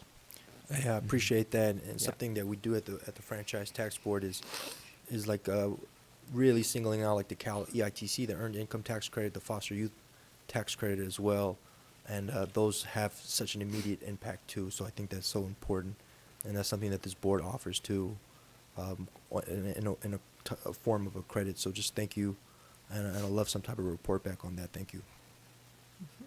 Mr. Schaefer. Yes, thank you, Chair. Mr. Kim, I notice you have 6,022 page views of your translation web page. Do you have any breakdown? Is that like 6,000 Spanish and 22 all others, or what? Yes, thank you for the question, Board Member Schaefer. As you know, it's through the board's leadership that we created that Translate webpage. Former Chair Cohen was her initiative. Unfortunately, we can't break it down per the language because it's just one webpage, and from that webpage, folks can then click on a link to download a mechanism to help with the translation of the page. So unfortunately, we don't have that information, but I believe that the fact that we have that resource, that helps us in terms of reaching out to our non-English speaking audience. Or do we have some applicants for each of the offered languages, or can you say that? Application as in? Do we have some for each of the 7 languages? Yeah, those are the 7 languages that we have available for the application or the extension for those to have the information in that language, yes. Yeah. Well, there's of course English, and then there's 6 others, and I imagine Spanish is a favorite, of course. Could you tell me, have there been 1 or more applications of Filipino, Vietnamese, Korean, and Armenian? I'd imagine we'd have a handful at least. Yeah, I would assume so. The 7 language options, of course, are Spanish, traditional and simplified Chinese, Tagalog, which is Filipino, Vietnamese, Korean, and Armenian. Yeah. Well, I'd like to know if we have it, at least somebody is using it, but if not, if you don't know that, I won't expect you to tell me. I had another question. Going back to Taxpayer Rights Advocate Annual Report, publication 316, does that cut off in June or at the end of the year? You know, that was a discussion earlier as to the annual report. Yes, thank you for that question. Similar to the agency's annual report, it is also based on a fiscal year, so it ended on June 30th, 2023. So it comes out to us 8 or 9 months after the fact. Yes, we've noted your comments earlier today. I just wanted to clarify that because of the different revenue numbers that we have to collect in order to publish the annual report, the gathering of that data and the compilation and just all of the different factors. And I want to thank the team who assist with providing all that information. It's quite a teamwork effort. So, but if there's any way we can speed it up, of course we would do that. If you needed some guidance from the board, feel free to ask us. Thank you. And then finally,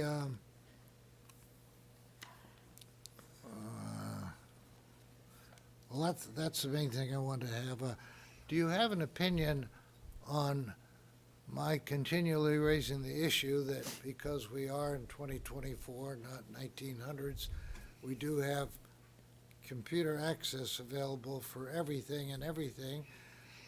My repeated suggestion that instead of print 20 pages of revenue and taxation code, we just refer to the revenue, and that would have the effect of turning publication 316 from 40 pages down to 20 pages, and then it would be maybe more consistent with us.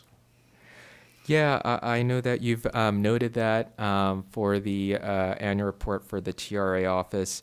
I do know that the reason why our taxpayer rights advocate does publish the statute in the annual report because it's the statute at that point in time. As you're well aware, sir, the legislature amends, changes laws constantly, and so therefore it's one way to document and preserve what the statutes were when the annual report was published. And second of all, the annual report for the TRA office really is not distributed physically. It's generally for the website. We just provide a few physical copies to those that don't have access to a computer or for the board's convenience to look through it. But generally speaking, we do not print hundreds of copies of that annual report.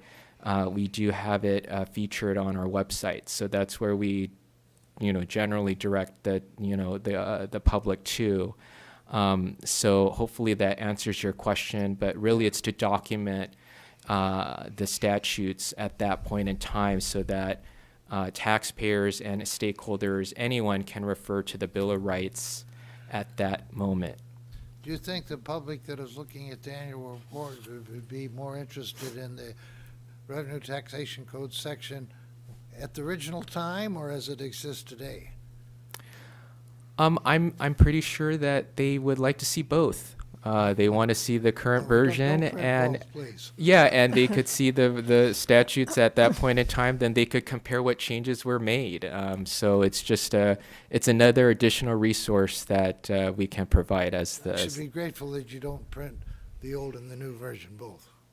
Right, we don't do that. Yes. And Mr. Emron. Thank you, Madam Chair, Member Schaefer. I just wanted to point out too the questions about the language.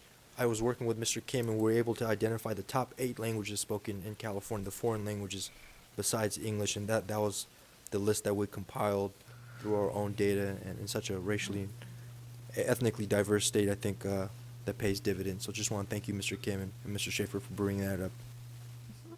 Thank you. Well, if there are no further questions, Mr. Vasquez.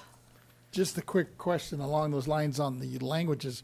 I know you've done a pretty good job here. We're up to 7 languages. Is that like an app that people just click on, or is it actually a body? that does the translation? Yes, thank you for the question, Board Member Vasquez. It's a link that folks can click on, which then puts in an extension with Google Translate so that the web page then is translated to the language that they clicked on. If that answers your question. So would it be a challenge, or do we have capacity to add, let's say like I know in LA we have a lot of Persians, for example. Is that something that we could add, or are we at capacity with that app? I was wondering. Oh, no. In terms of more languages, I guess. Yeah, I believe there are definitely more languages that can be accessed. Google Translate translates various, I believe hundreds of languages for that. But we just identified the most commonly requested or used language throughout the state. Yes. So you're saying you don't think there's a demand, for example, in LA for like Persian or Russian I'm looking at, and even Japanese for that matter. Mm-hmm. Yeah, the capability is there. And if there's definitely demand for that, we could investigate and add. Yes, but for right now, it appears that the language that we're offering now is sufficient. Yeah. I think Mr. Emron has some comments relative to that. Yes, Mr. Vasquez, you bring up a great point. We've been working at the Controller's Office to add a few ourselves. It's in line right now with the BOEs as well, but for example, like Portuguese and French and Arabic as well. And I think it's like all-encompassing as we can try to make it. And then, Mr. Kim, I had one other question too. So for example, somebody goes on and they're a limited English speaker, but they're not also internet savvy. Can they call the Board of Equalization and get a translator on the line, somebody that can speak Spanish or any type of other language as they work through their property tax forms, for example? Yes, to answer your question, yes, we do have an EEO office, and they would be the ones to receive the requests for any type of translation services that any taxpayer may need. So definitely they're able to do that. As you know, a lot of our commonly requested publications, we've translated them either into Spanish or simplified Chinese that the board is aware of. So those resources are available too. Great news. Thank you. Okay, thank you, Mr. Kim. Thank you. Appreciate it. And we're going to go on now to item 27, and Ms. Williams is coming up. And I just wanted to indicate that I think we're safe, we are possibly safe to cancel our second day and to go forward with the PAN noticing that we will not have a second day. And it's always dangerous to say that because wheels could come off at any moment here, but we hope it won't be during your presentation. I hope it's not during mine. So with that said. Guys, before we get going, I just want to make it clear on the record that April 17th, 2024 board meeting for the BOE is canceled. Yes, we will cancel the potential of having the meeting spill over into Wednesday, April 17th, 2024. Thank you. I had a comment, yes. I would prefer that we not list the second day and then cancel the second day. I would like us to know that we can forge ahead all day long and then some if necessary on day one. I've seen city councils where I've sat go on until 1 or 2 in the morning. I'm not suggesting that, but I don't want us to feel that we have to adjourn by 4 o'clock for any reason so people can go to dinner with their family. I'm all for working through to 5 o'clock, 6 o'clock, 7 o'clock, if that's what it takes to eliminate day 2. I'm thinking of the taxpayer's expense. Well, we don't have an item on that, and I see council giving me the eagle eye because we don't actually have that on our agenda today, but we could look at that in the future and then kind of parse the various labor laws that we're under and get to that point. But right now, for today, we will not have the second day that was noticed. And we'll go instead to item 27, the special taxes quarterly report with Ms. Williams. Good afternoon, Chair Lieber and honorable members of the board. For the record, my name is Laurel Williams. I'm the BOE's technical advisor for our special tax programs, which include the alcoholic beverage tax and the tax on insurers programs. Today, I will give you a report on program updates since I'm at my last quarterly report. I will start with the tax on insurers program. The program has had a consistent number of accounts since my last report. We are currently at 2,742 accounts. The revenues for the program in fiscal year 23-24, according to the March 2024 Department of Finance Bulletin, are just shy of $2 billion. This is approximately $26 million or 1.3% above the forecasted amount. The program remains very compliant otherwise. Our next program is our alcoholic beverage tax program. Currently, there are 10,688 accounts, which is also consistent since my last report. The revenues for this program in fiscal year 23-24, again, according to the March 2024 Department of Finance Bulletin, are at over $287 million. This is approximately $7 million or 2.4% below the forecasted amount. This can be for a few different reasons. The one is alcohol consumption appears to be trending downward as many of the younger generations are consuming more non-alcoholic drinks. For instance, the mocktail market is increasing at a very rapid rate and becoming more popular. And there is also a movement called #SoberCurious that a lot of the younger generations are more and more involved in. Alcohol, another factor is alcohol is also competing with other products such as cannabis, and in some states where things such as in Oregon where there's more psychedelics that are allowed, it also has a competition there. And thirdly, there is quite seems to be a connection between as mental health awareness becomes, people are more and more aware, there's less of a stigma of seeking out mental health awareness, and people are going and seeking treatment through those channels instead of potentially self-medicating.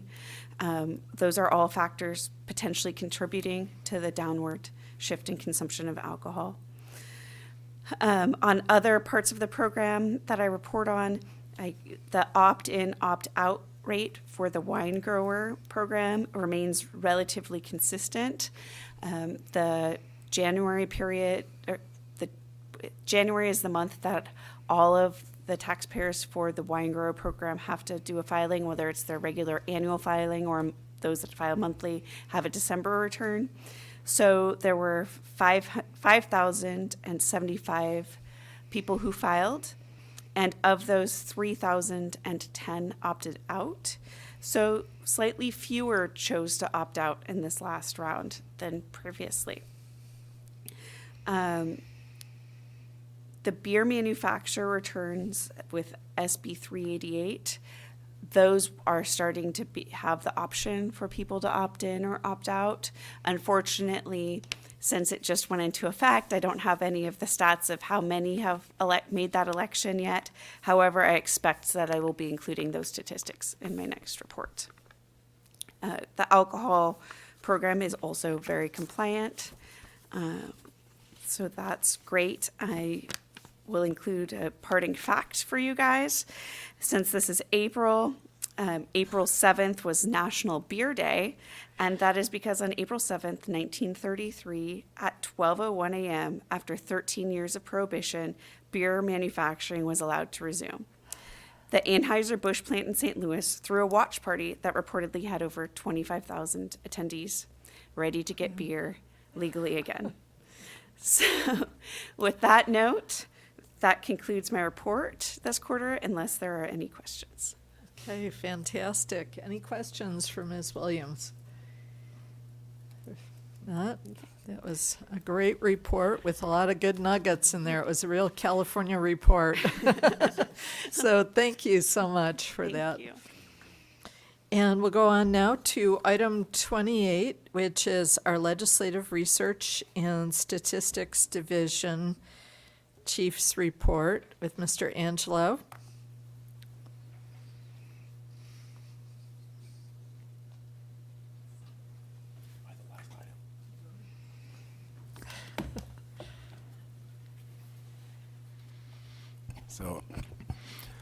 So I'm still going last, but you've seen me already, so.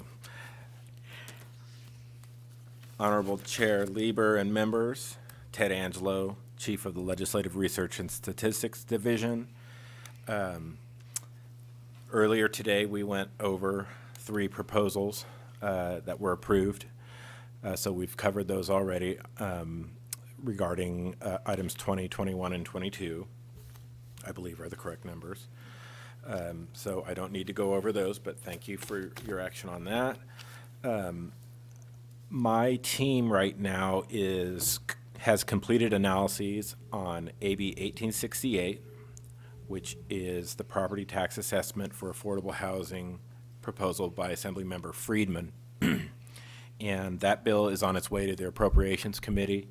It had some technical amendments which took into consideration some of the concerns that we had highlighted in our analysis and shared with the committee, where they were at first trying to limit the taxable value of the property to the original purchase price and down payment for Habitat for Humanity type of properties. They've made amendments to the bill that make it more technically in the area they were trying to pursue, which is consistent and uniform equitable property taxation in consideration of the deed restrictions that are on these properties. So at the time of purchase, an assessor shall not include the value of the deed of trusts referred in 214 III sub A is how that was technically handled. And if there's any issues with that going forward, we'll work through with the committee consultants, but we believe the bill has no opposition at this point and handled those technical concerns. We've also completed analyses on 1879, and I discussed last month regarding electronic signatures. It's on the consent calendar, so it should be moving forward. I don't believe it's going to the fiscal committee, and that's the bill that would add section 168.1 to Revenue Tax Code, where we are not already authorized to accept electronic signatures in our interactions with assessors. This makes it specific. So 1879 is moving to the Appropriations Committee, or is going directly on consent on the Assembly floor. SB 1164 is the third that's available, and the analysis complete, and this is the accessory dwelling unit bill. This would, this is the one that requires the 15-year provision on construction and accessory, it excludes classification as newly constructed and new construction on the construction of an ADU until 15 years have passed. So we covered that one. That's on its way to Senate Appropriations and should be heard, if not this week, next week.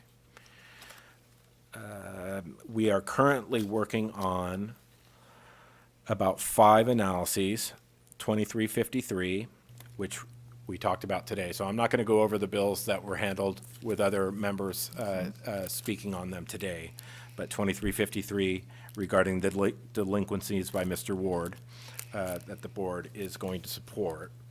That bill will be in appropriation. It is actually going to be in Rev and Tax coming up next week, Assembly Rev and Tax. 2506 is possessory interest in publicly owned housing by Mr. Lowenthal. It hasn't been scheduled yet. AB 2647 is a new bill that was a gut and amend, and I sent out the latest update to members on Friday with a few bills that were recent gut and amends. Gut and amends means the bill was not dealing with this current subject of the Revenue Tax Code that we normally look at, and all of a sudden it does the next day.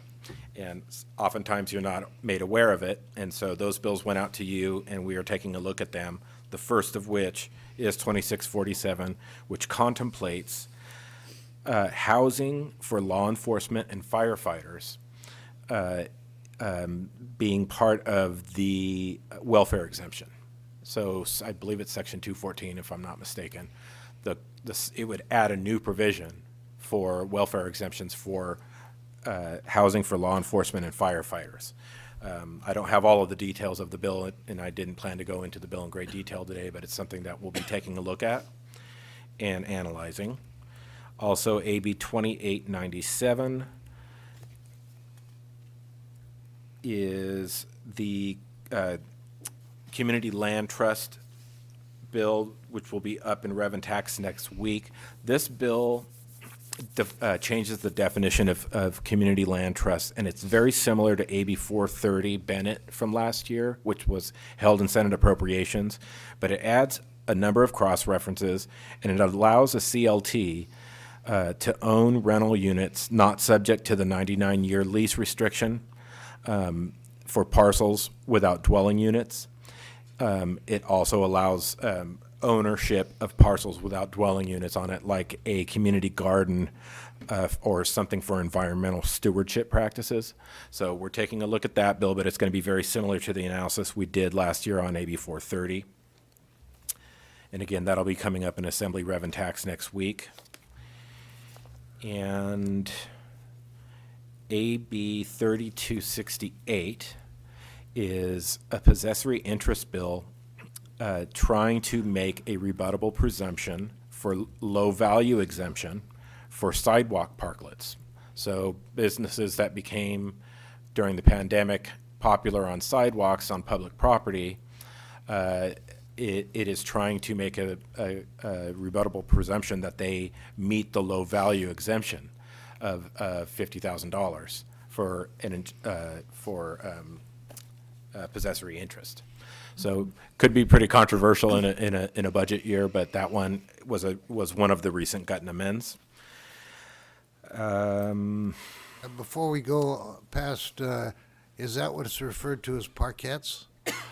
I think it's parklets. Parklets. Okay, Yeah. there's a word I hadn't seen before. Yeah, and there's actually a webinar that was put forward by, I believe it was the Santa Clara Assessor's Office.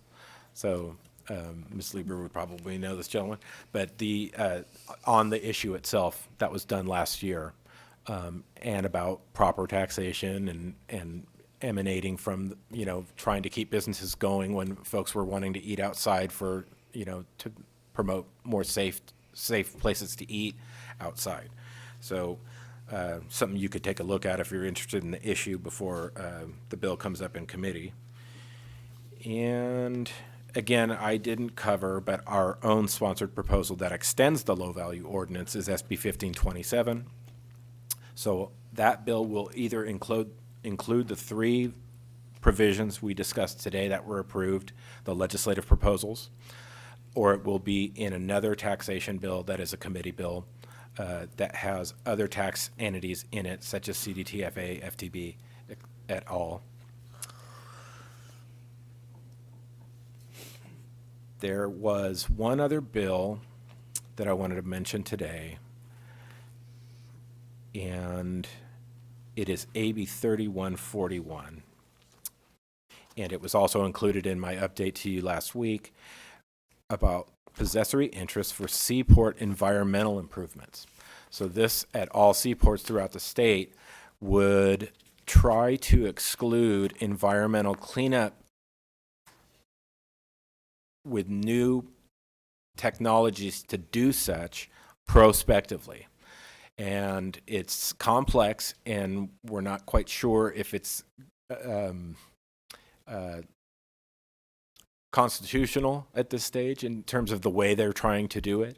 But if you are mandated to do environmental cleanup work by the state and you want to get tax credit for it, there's different ways to do it. Property tax abatement is one of them. Possessory interest in terms of equal application of law can be an issue, but these are things that they are contemplating as a way to either adhere to local ordinance requirements for environmental cleanup projects at seaports. So that's one we'll be taking a closer look at and analyzing and sharing with you. That is what I have to share today. I planned on doing a brief report because I knew we were going to have a long day potentially, so I cut it a little bit short. But if you have any questions on any of the bills that I send out, I can discuss them now or get back to you. Okay, great. Mr. Vasquez. Yes, thank you, Madam Chair, and thank you for your presentation. I'm wondering, do you have information available today on your take or any analysis on the Gibson AB 2895? I do not. Okay. I know he's going to come probably next month, but I just thought if you had something to share, but. No, I we don't can have. wait. I don't have anything today to share on that. Okay. But we are obviously tracking it as well as the low bill. And then you mentioned on the low bill too, I guess it was 3268 on the parklets, sidewalk parklets. Correct. Basically. Do we have an analysis on that one? No, because it was just a gut and amend. Oh, it's good. Okay. So we didn't see that one coming. It just popped. All right. But we're jumping on it. So that'll come back later. Yes. Okay. I'm good. Okay, excellent. Any other questions for Mr. Angelo? Mr. Amran? Thank you, Mr. Angelo. Appreciate your legislative report. I know it's a very, very busy time of year, so I'm going to be very brief here. There's this one bill that I wanted just to put on your radar, Assembly Bill 3051 by Assemblymember Mary Suchi, and it's a state taxpayer. It pretty much is. Allows for a voluntary tax submission to a K through 12 climate change education voluntary tax contribution fund while you're filing your state taxes. So essentially, like, as you go through your state taxes at the end, it allows you to donate money, and you'll go through two K through 12. And the reason I bring this up here at the Board of Equalization is because we have such a huge footprint in funding schools ourselves, and I just want to see how, if that bill goes through, the analysis, the funding analysis, and how much schools K through 12 will get that money to. So once again, Assembly Bill 3051. I appreciate you bringing that to me, and we'll take a look at it. I appreciate it. Thank you. Okay, any other questions for Mr. Angelo? If not, we'll keep on going, and thank you so much. We'll be looking forward to your next report. Thank you, members. Thank you. And now we're going to go back to take public comment on the balance of the executive director's report, only excluding items 20, 21, and 22. So we'll take public comment on 18, 19, 23, 24, 25, 26, 27, and 28.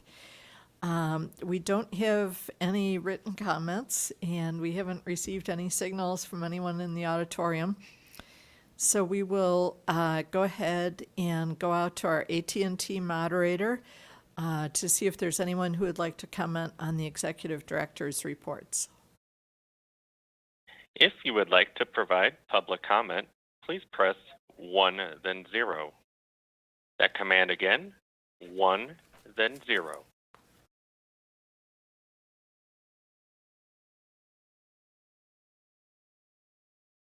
And we have no comments. Okay, thank you, moderator. And we will keep on going now. And our last item for today is, sorry. Please. Can we just officially make a note about item 14? Yes. So we will defer item 14, the consideration of AB 2895 by Mr. Gibson, to our next meeting. Is that sufficient? Agendize it for the future? Is that okay with our team here? Yep, okay, yes. Great. Thank you so much. Okay. And we'll go on to very brief closing remarks and comments. Does anyone have some? Mr. Vasquez. Yes, mine are more Germans. Is that appropriate now? It is very appropriate. Yes, thank you. Yeah, yes, members, I would like to adjourn this meeting in memory of two individuals who dedicated their lives and careers to addressing injustice. One of them is Reverend Cecil Murray from LA. The other one is Peter Shea, an attorney. First, Reverend Dr. Cecil Chip, as we know him, Murray, was a compassionate and charismatic clergyman who emphasized taking Christian beliefs beyond the modern church building that housed his congregation. He led his church community in working on police brutality concerns, public education, economic development, affordable housing, and many vital services that address issues involving the Black Americans. He died on April 9th of natural causes at his home in View Park, Windsor Hills, neighborhood of LA County, at the age of 94. I had the opportunity to meet him and work with him back in the 90s. Very dedicated Reverend. The last one is Peter Shea, a native of South Africa who worked for decades to champion immigrants' rights as the Los Angeles attorney. He was the founder and executive director of the Center for Human Rights and Constitutional Law and National Immigration Law Center, and led class action cases on behalf of immigrants involving access to public education, medical care, and the welfare of accompanied minors. He died of complications from lymphoma on April the 2nd at the age of 77. Thank you so much. And if you can convey the board's thoughts and condolences to Reverend Murray and Peter Shea's families and communities, we would appreciate it. Are there any other very brief comments, Mr. Amran? Yes, thank you, Madam Chair. I also want to make a quick adjournment too. This was about two Saturdays ago in San Francisco, where the controller and I held firm. There was a family of four waiting at a bus stop on what was a beautiful Saturday on the way to the zoo. And there was a car that went over the sidewalk and plowed into them, killing the entire family. It was a father. For the record, I want to read their names: Diego Cardozo de Oliveira, their 2-year-old son Joaquin, the mom Matilda Ramos Pintos, and then the 6-month-old baby also succumbed to their injuries. Ramos Pinto de Oliveira as well. The infant's organs were donated and hopefully can help serve to save another life. It was very, very tragic. The entire city was shocked and just something very, very heartbreaking. And I just want to urge everyone here and those in the public listening online, please exercise caution when you're driving your cars. As much as we're in a rush nowadays to get to where we want to go, those vehicles can cause a lot of damage, impact, especially to pedestrians. The family was trying to be eco, use the bus to go to the zoo, and tragically had their lives cut short. So just want to send out a prayer to them and their entire family. They're Portuguese nationals too. And just in that moment, a beautiful family's lives were cut short, and something that I believe was a preventable accident. So just Godspeed, and may their souls rest in peace. Thank you. Thank you. Thank you, Mr. Amran. And if you can work with the controller to convey our condolences to the extended family, and in particular the community around Portola, and to the San Francisco community, which were so hard hit by this incident. Thank you very much. And I think we are all set with all of our business for today. I want to thank all the staff for hanging in here with us, and I think we really broke some speed records today and got things done in a very efficient manner. So thank you to everyone, and we are adjourned at 3:19. And I should note that our next scheduled board meeting is Wednesday and Thursday, May 29th to 30th, 2024, beginning at 10 a.m. on the 29th in Sacramento. Thank you so much.